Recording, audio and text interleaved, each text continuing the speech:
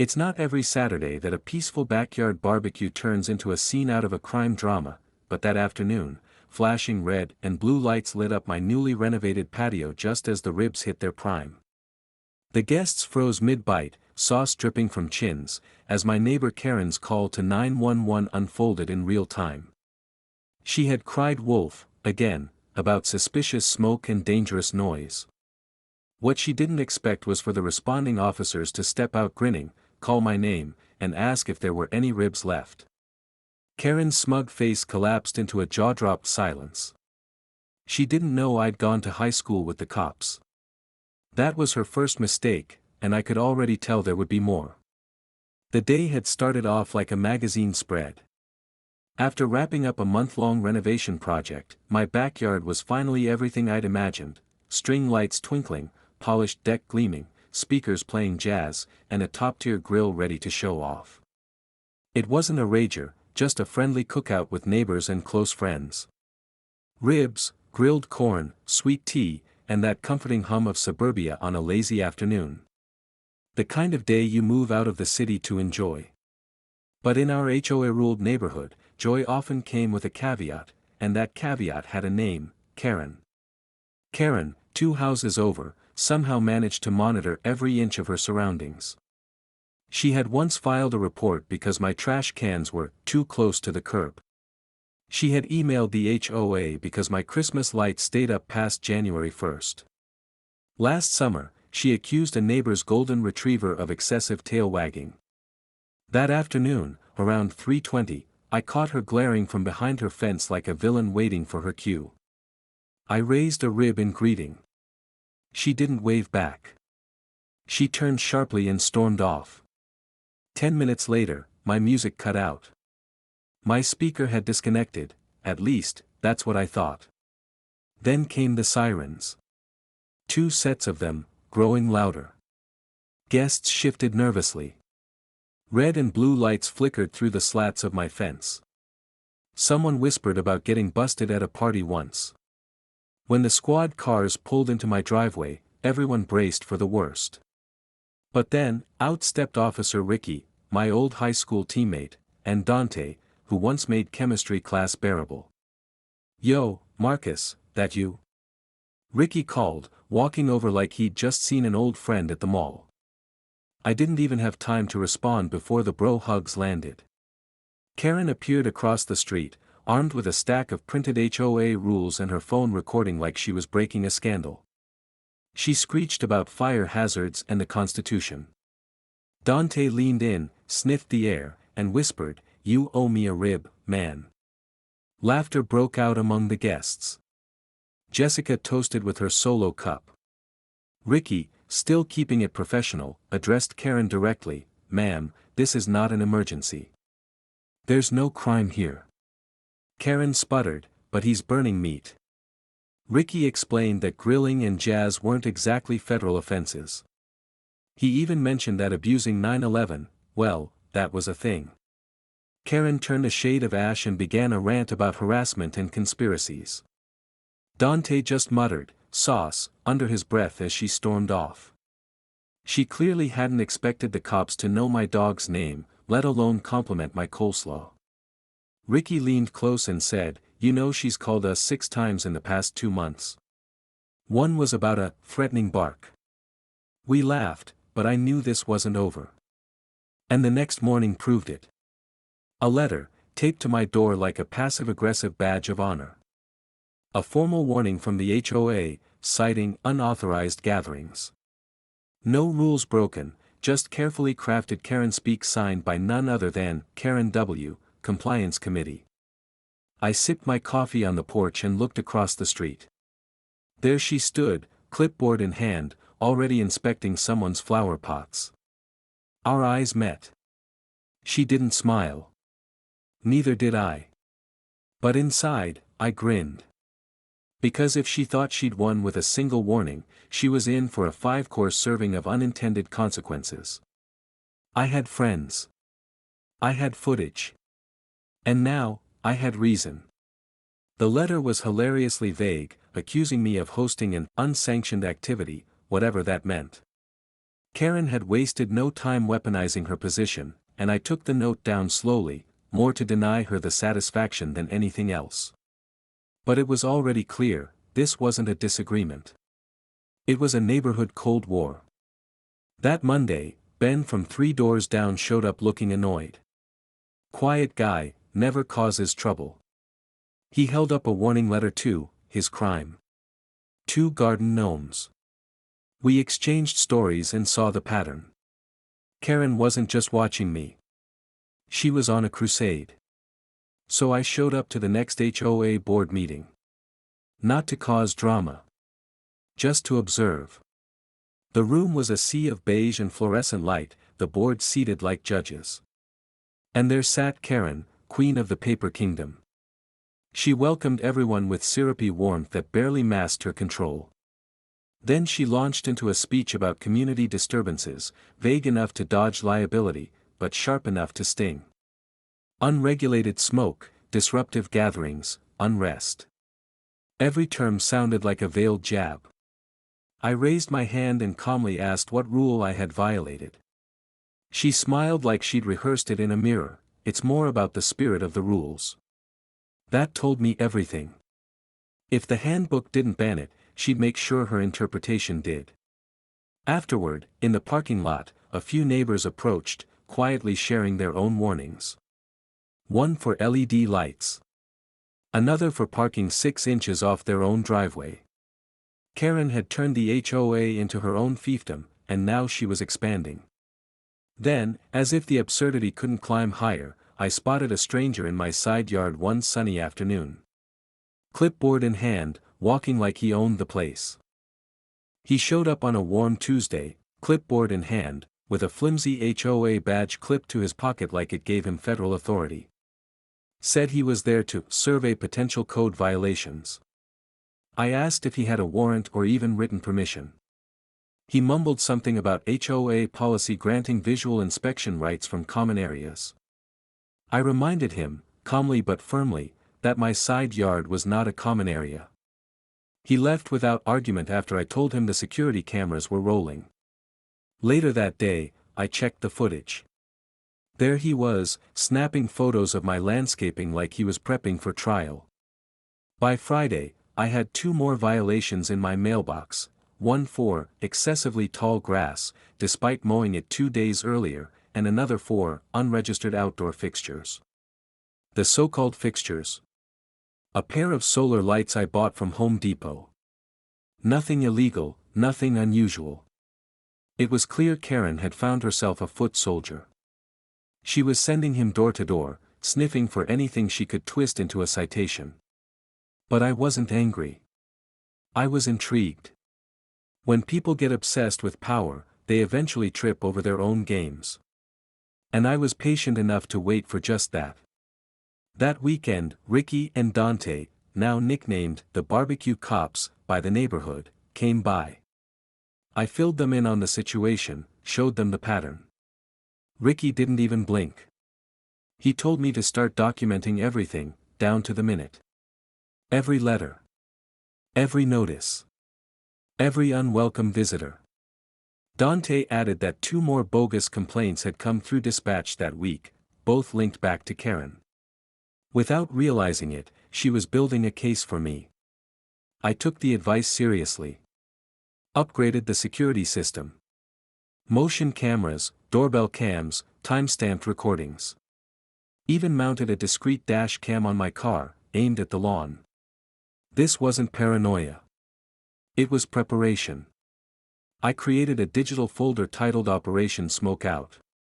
Mostly for laughs, but also as a reminder to stay sharp and methodical.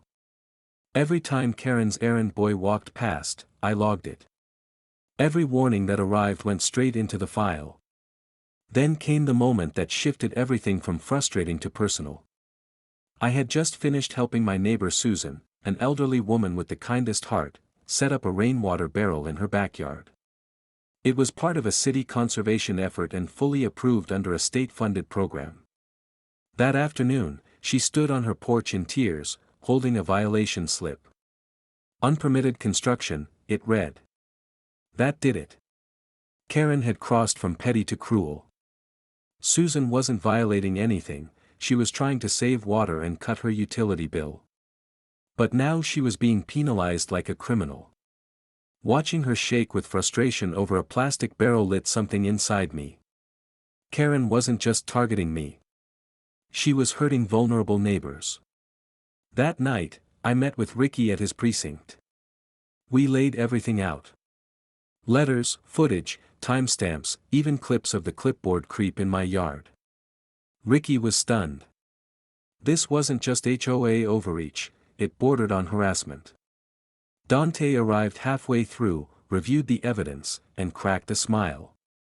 If she thinks she's a one-woman government, she's about to learn what due process looks like. Ricky suggested I file a formal complaint with the HOA Oversight Committee, the external body that handles ethics violations. I agreed, but I also wanted something more powerful than a paper trail. Karen thrived in silence and ambiguity, so I would use exposure and community engagement to dismantle her influence. The idea had been simmering for weeks, born from a joke Dante once made during a cookout: if Karen hated my barbecues so much, maybe I should throw one so big and so publicly sanctioned that she wouldn't be able to stop it. That joke became a blueprint. I started contacting local small businesses, especially food vendors and event suppliers. A veteran-owned smokehouse downtown offered to provide meat and prep help.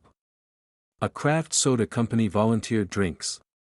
Even the mayor's assistant gave the nod, said with the right permits and a charitable angle, the city might show up in support. That was my hook. I'd make it a fundraiser for first responders. Called it Neighbors Not Noise. I filed the permits.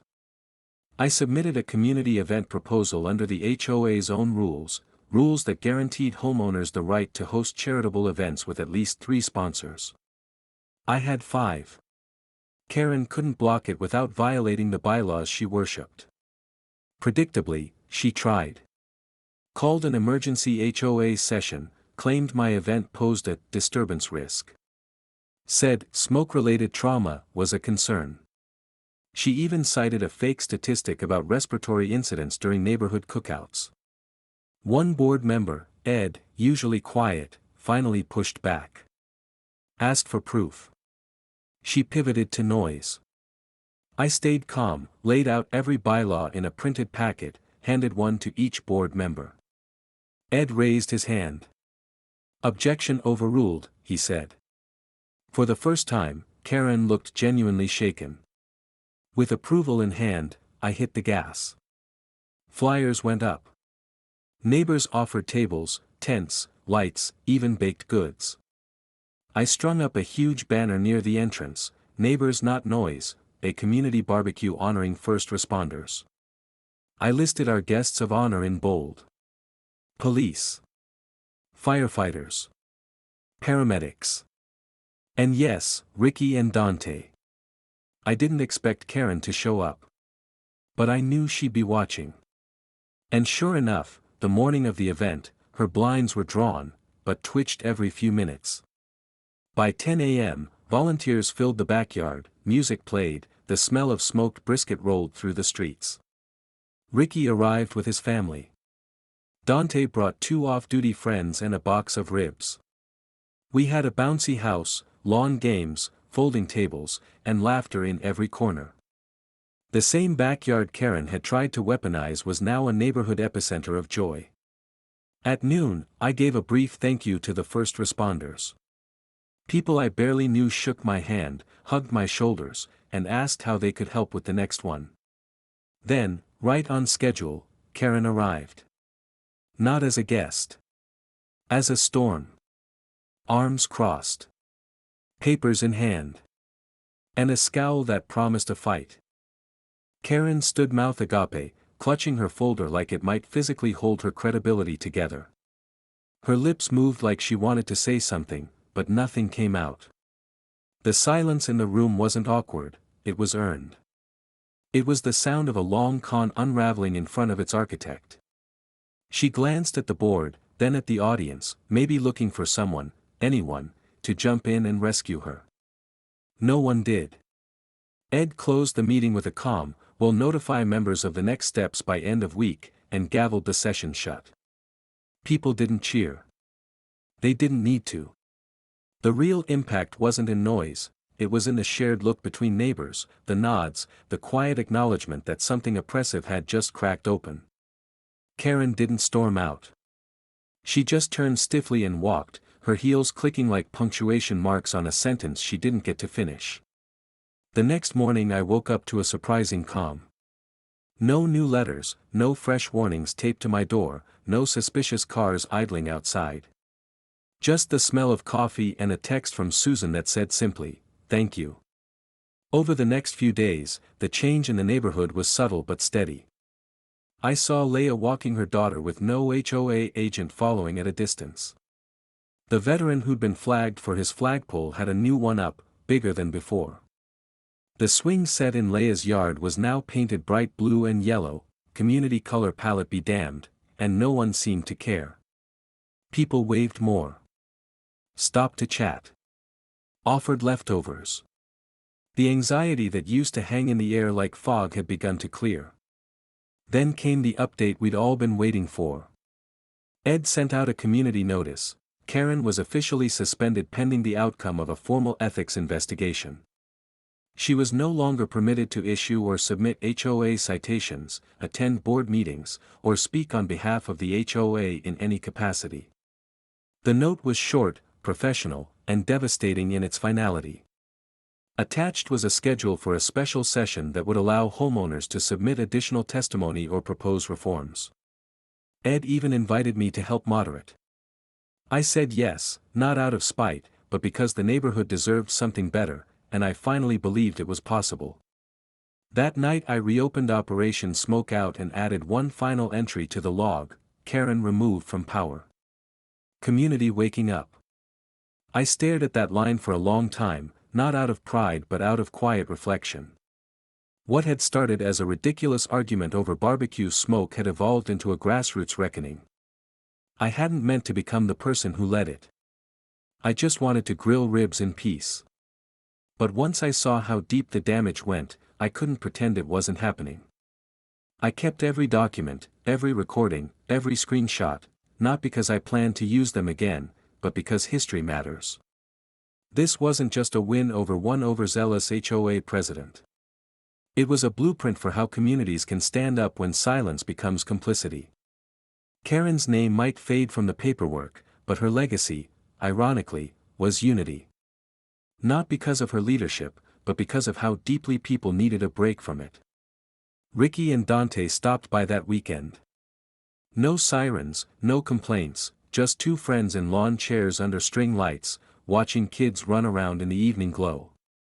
Ricky raised his soda can and said, "To the HOA's most wanted," with a grin. I laughed and clinked cans. It wasn't revenge. It was resolution. And the best part? The grill was going. The music was playing.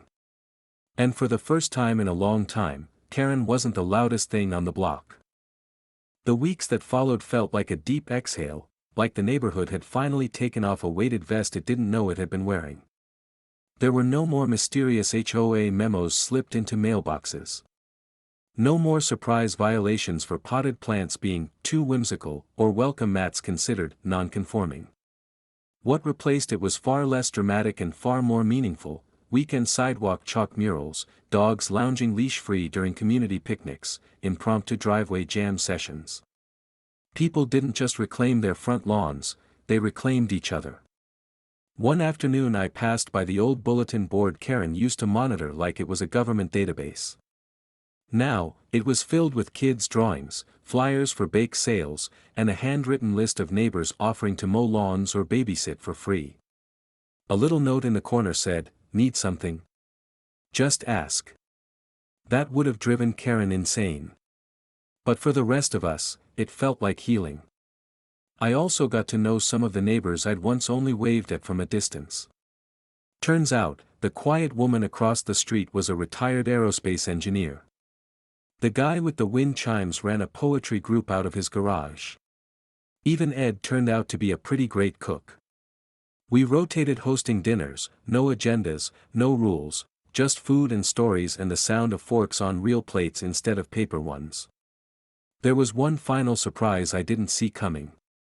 A month after Karen left, I got a letter from the city. Not a complaint, not a citation, a commendation. It was short and simple, thanking me for fostering resilience, transparency, and inclusive community spirit under challenging circumstances. It was signed by the mayor and included a small pin with the city seal. I didn't frame it or show it off. I just placed it in the drawer with the rest of the documents, the cease and desist, the ethics letter, even the original barbecue flyer with the smoke stains on the edges. A record of what we'd been through. Not for revenge. For remembrance. Summer faded into fall. Decorations went up early this year, as if everyone was eager to celebrate more than just holidays. For once, we weren't just surviving, we were living. And Karen? She became a footnote. Occasionally someone would mention her in passing, usually with a shake of the head or a short laugh. But no one missed her. Not really. What she built was control through fear. What came after was connection through choice. Ricky stopped by one chilly evening with a fire pit in tow. Dante brought Esmore's supplies. We set it up right in the middle of my driveway. A few neighbors wandered over with chairs and blankets. Nobody asked permission. Nobody checked a rulebook. We just sat there, laughing as marshmallows caught fire and telling the kinds of stories that only come out once the stars are high and the defenses are down. As the fire crackled, Ricky looked around and said, "Funny how all it took to fix the neighborhood was almost burning it down." I laughed, not because it was funny, but because it was true. Sometimes the thing that breaks everything open is the same thing that brings it back together. I don't know what Karen's doing now, or if she ever tells her version of this story to someone new. Maybe she paints herself as a victim. Maybe she still thinks she was right. That's fine. She can have her version. We have ours. Ours has laughter and lawn chairs. Ours has resilience and ribs. And every time I smell charcoal or hear the faint hum of a backyard speaker playing a song from 20 summers ago, I remember what it took to get here. Not just a barbecue. Not just a battle. But a belief that no one person gets to define what community means for everyone else. That's something worth defending. Even if it starts with smoke.